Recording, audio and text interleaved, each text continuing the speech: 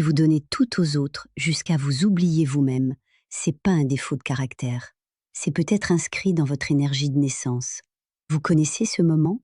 Votre collègue a un problème, c'est vous qui restez tard. Votre ami traverse une crise, c'est vous qui décrochez à minuit. Votre partenaire est fatigué, c'est vous qui portez la maison. Et à la fin de la journée, personne ne vous demande comment vous allez, vous. Parce que tout le monde part du principe que vous allez bien, puisque vous gérez toujours tout. Et là, c'est là que ça devient intéressant. En Chine, il existe un système d'astrologie vieux de plus de 1000 ans qui s'appelle le Bazi. À partir de votre date et heure de naissance, on obtient une carte énergétique unique, comme votre ADN, mais en version énergie.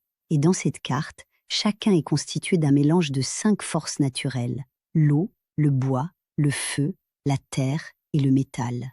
Et il y a une de ces forces qui vit exactement ce scénario en boucle. Ça s'appelle la terre yin. C'est l'énergie du terreau, cette terre fertile, douce, qui nourrit tout ce qui pousse dessus. Les personnes terre yin sont les plus adaptables du système. Au travail, ce sont elles qui soutiennent tout le monde sans qu'on le remarque. Elles demandent si ça va, elles apportent des solutions, elles lissent les conflits. En couple, c'est pareil. Elles s'ajustent, elles absorbent, elles compensent. Mais attendez, c'est pas tout. Le problème, c'est qu'à force de s'adapter à tout le monde, la terre yin finit par ne plus savoir qui elle est. Elle se moule tellement à l'autre qu'elle disparaît. Et c'est là que le piège se referme.